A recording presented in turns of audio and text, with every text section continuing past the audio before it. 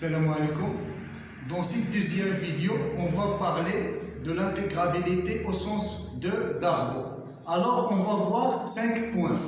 L'idée de Darboux et Riemann pour calculer les surfaces délimitées par la courbe d'une fonction et la droite x égale à A et x égale à B et l'axe des abscisses. Et aussi, on va voir les sommes inférieures et les sommes supérieures de Darboux. La monotonie des sommes inférieures et supérieures, on va montrer que les sommes inférieures sont croissantes et les sommes supérieures sont décroissantes. Et aussi, on va montrer que quelle que soit la somme inférieure est toujours petite que quelle que soit la somme supérieure. C'est-à-dire, les sommes inférieures sont toujours plus petites que les sommes inférieures.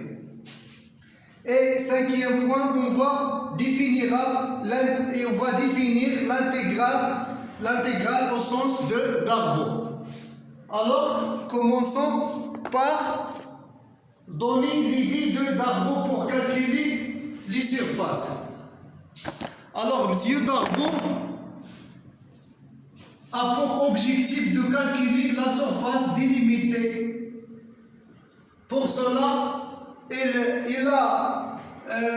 on aura besoin d'une subdivision, de subdiviser l'intervalle. Par exemple, moi j'ai divisé l'intervalle à 8 morceaux. Alors, pour les sommes inférieures, alors dans chaque intervalle, x0 par exemple, x1, Darboux prend l'inf. Alors, elle prend cet rectangle-là. L'intervalle x1, x2, l'inf de la fonction, voilà.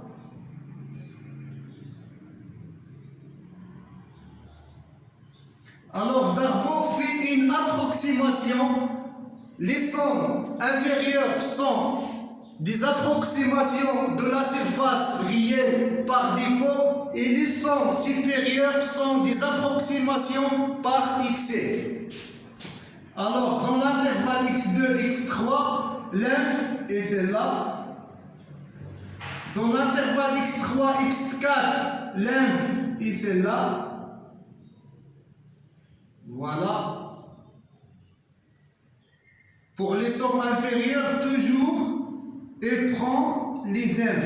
Alors, l'inf de la fonction dans l'intervalle x4 et x5, voilà. Et l'inf dans l'intervalle x5, x6, le voilà. x6, x7, l'inf ici, c'est ici. Et finalement, x7, x8, l'inf, c'est ici.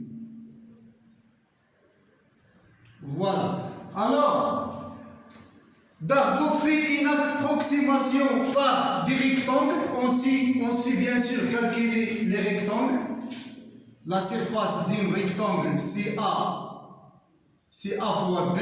Alors, la somme des rectangles, il va s'approcher à la somme réelle qu'on cherchera. La somme inférieure, la somme inférieure dépend de cette subdivision et la fonction f. On va la définir L de f subdivision est égale la somme de i égale à 0 jusqu'à n moins 1 de mi facteur de xi plus 1 moins xi. Ici, c'est 8 moins 1. Alors, de i égale à 0 jusqu'à 7. C'est-à-dire la somme de premier rectangle plus la somme deuxième rectangle, troisième rectangle, etc. Tel que mi égale à l'inf de f de x sur l'intervalle xi plus 1.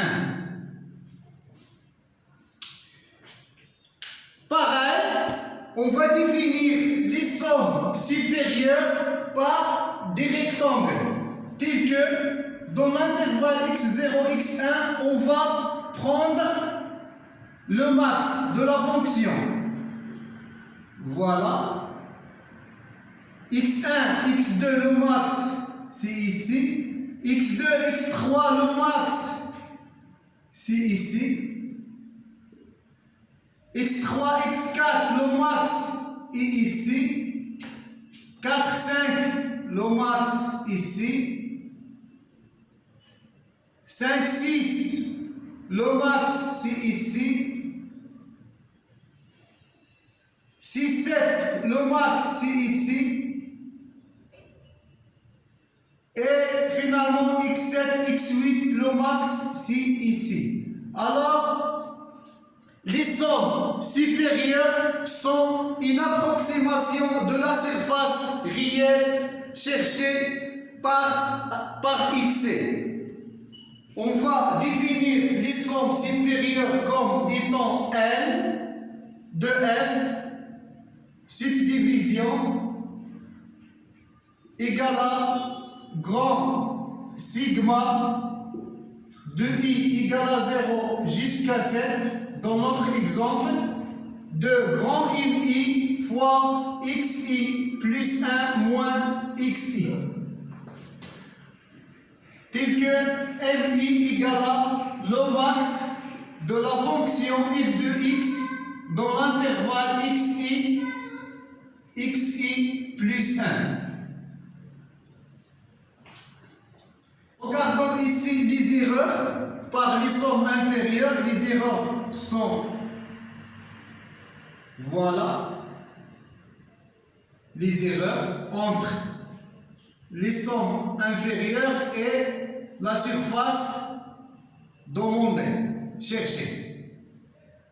Alors, et voilà les erreurs pour les surfaces pour les sommes supérieures.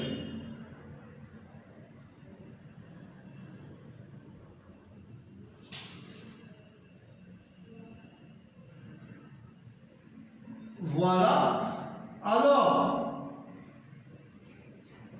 si on divise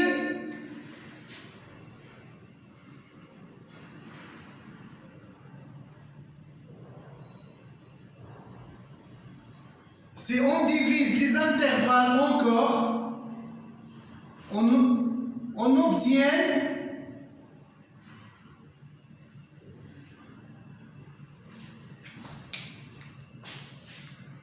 alors, tant que la subdivision aura plus de points, alors l'erreur des sommes inférieures diminue.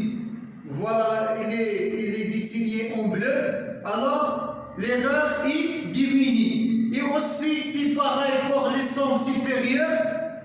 Aussi, l'erreur y diminue. Il est désigné en rouge. Plus généralement, on prend une subdivision S, désigner l'ensemble des subdivisions, égale à x0, x1, xn. Alors, on définit les sommes inférieures de Darboux des fonctions f par la somme des mk xk plus 1 moins xk, tel que xk plus 1 moins xk est l'amplitude des petits intervalles, et mk égale à l'inf de f de x dans l'intervalle xk plus 1. Et aussi, on définit la somme supérieure de Darboux comme étant la somme des mk xk plus 1 moins xk, tel que grand mk égale à le max de f de x, xk plus 1. Maintenant, on va montrer que les sommes inférieures sont croissantes. C'est-à-dire quel que soit sigma et sigma prime de subdivision, sigma inclus dans sigma prime implique que les sommes inférieures des points de sigma sont inférieures ou égales que les sommes inférieures des points de sigma prime. Pour cela, il suffit de montrer ça en prenant sigma égale à x0, x1 jusqu'à xn une subdivision et sigma prime égale à sigma plus un élément, union Y. Alors, il existe un unique G appartenant à les éléments 1 jusqu'à n-1 tel que Y appartient à l'intervalle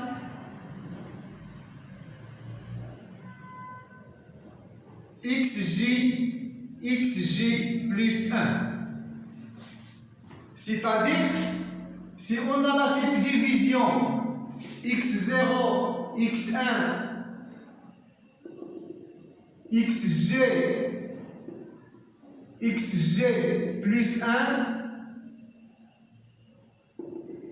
jusqu'à xn a b, alors si y appartient à l'intervalle AB, alors y soit appartient à x0, x1, soit x1, x2, alors généralement il appartient à l'intervalle xj plus 1.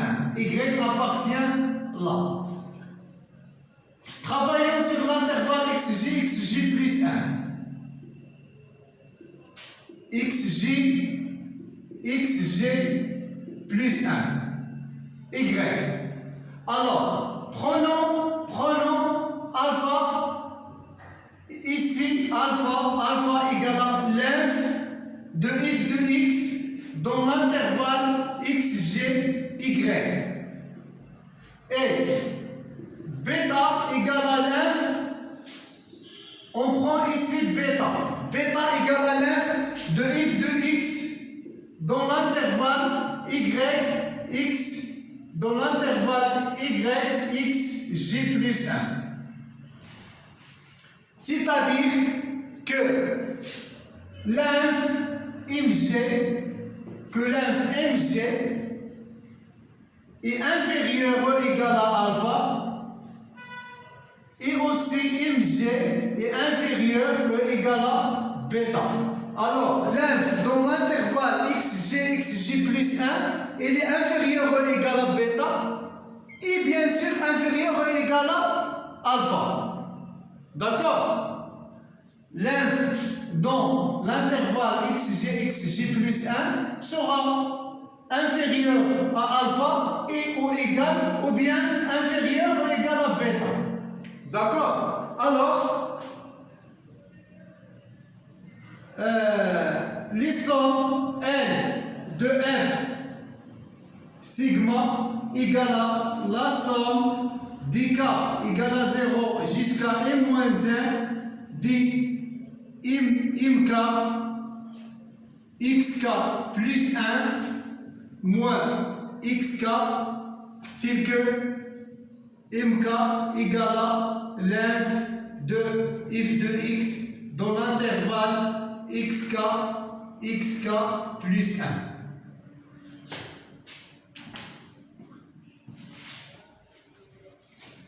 C'est-à-dire que alors les sommes inférieures des ponts de f et sigma prime sont égales à la somme de k égale à 0 jusqu'à g moins 1 d'mk facteur xk plus 1 moins xk plus alpha y moins xg plus bêta xj plus 1 moins y plus sigma de k égale à xj plus 1 égale à j plus 1 jusqu'à n-1 de nk xk plus 1 moins xk. Alors, on a séparé la subdivision tel que alpha égale à l'inf de f de x dans l'intervalle xj y et bêta égale à l'inf de f de x dans l'intervalle xj plus 1 y xg plus 1. Y xg plus 1. Alors, on aura que alpha facteur y moins xg plus bêta facteur m facteur xg plus 1 moins y, il est inférieur, il est supérieur à mk, à mg facteur y moins xg plus bêta facteur xg plus 1 moins y. Parce que mg est l'inf de f de x dans l'intervalle xg xg plus 1. Donc mg est inférieur de alpha et mg inférieur de bêta. Ici c'est mg. On va remplacer bêta et alpha par mg parce que mg il est inférieur de bêta et mg inférieur de alpha. Donc on aura que cette expression elle est supérieure ou égale à mg facteur y moins y, c'est 0, xj plus 1, xj plus 1 moins xg. Donc, on n'aura que sigma de k égale à 0, c'est-à-dire on n'aura que la somme, on va remplacer alpha y moins xg, bêta xg, moins yj par mj, xj plus 1 moins xg. Alors, on n'aura que la somme f sigma prime, il est supérieur ou égal à sigma de k égale à 0 jusqu'à j moins 1 de mk xk plus 1 moins xk plus mg xg plus 1 moins xg plus sigma de k égale à g plus 1 jusqu'à n moins 1 mk facteur de xk plus 1 moins xk. Et cette somme-là est égale à, c'est la somme de k égale à 0 jusqu'à n moins 1 de mk xk plus 1 moins xk. Et ça, c'est la somme inférieure des ponts de sigma. Alors, on a bien montré que les sommes inférieures des ponts de sigma prime sont supérieures et égales les sommes inférieures des ponts de sigma. Alors, les sommes inférieures sont croissantes. Alors, pour montrer que les sommes supérieures sont décroissantes, on va utiliser les mêmes démarrages que la démonstration précédente. Alors, il suffit de faire aussi la démonstration pour un sigma subdivision x0, x1 jusqu'à xn et une subdivision sigma prime égale sigma union un élément y. Alors, les sommes supérieures des ponts de sigma sont la somme de mk facteur xk plus 1 moins xk tel que mk égale à le max de f de x dans l'intervalle xk plus 1. Alors, si vous voyez bien, si alpha égale à le max de f de x dans l'intervalle xgy, alors on aura mg il est supérieur et égal à alpha. Ici, bêta égale à le max de f de x dans l'intervalle y xj plus 1, on aura mg il est supérieur et égal à bêta. Alors, on aura la démonstration qui est pareille de la démonstration précédente. Je veux laisser recopier la démonstration. Alors, dans le quatrième point, on va montrer que la somme inférieure n est plus petite que n'importe quelle somme supérieure i. C'est-à-dire que soit sigma 1, sigma 2 de subdivision, alors la somme inférieure dépend de f et sigma 1, il est inférieur ou égal la somme supérieure dépend de f et sigma 2. Pour cela, on aura besoin de cette propriété, quel que soit sigma, une subdivision de f de l'intervalle AP, alors la somme inférieure dépend de sigma, elle est inférieure ou égale la somme supérieure dépend de sigma et f. Il est clair car MK il est inférieur ou égal à MK. Petit MK c'est l'inf et MK c'est le sub. Et toujours l'inf il est inférieur que le sub. Alors pour montrer cette propriété, on va prendre sigma égale à sigma 1 union sigma 2. Alors on n'aura que sigma 1 union sigma 2 est une subdivision aussi de l'intervalle. Alors la somme inférieure dépend de f et sigma 1 union sigma 2 et sera inférieure ou égale la somme supérieure de f sigma 1 union sigma 2. Et on sait que sigma 1 inclus dans sigma 1 union sigma 2 et les sommes inférieures, on a dit qu'elles sont croissantes, alors on n'aura que L de f sigma 1 inclus dans L f sigma 1 union sigma 2.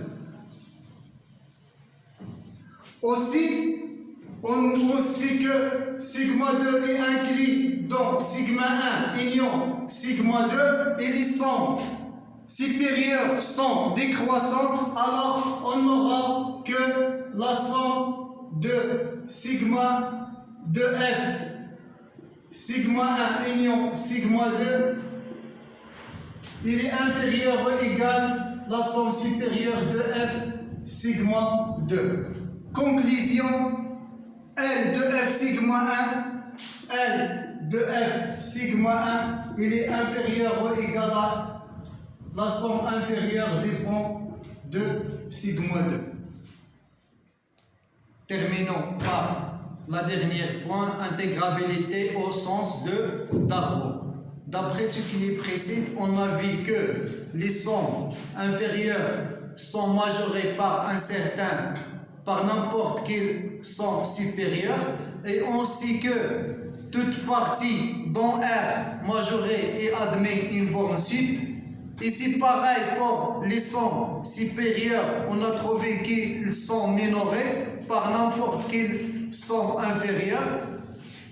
Alors on va poser l'ensemble des sommes inférieures et majorées et l'ensemble des sommes supérieures et minorées. Alors on pose L de f égale à sub d'L les sommes inférieures et I de f égale à l'inf des sommes supérieures. Alors on dit que f est Darboux intégrable si seulement si I de f égale à L de f égale à I. Dans ce cas, I égale à l'intégrale de f de x d de x de A vers B. C'est fini pour cette vidéo. Au revoir. On se verra, Inch'Allah, à la troisième.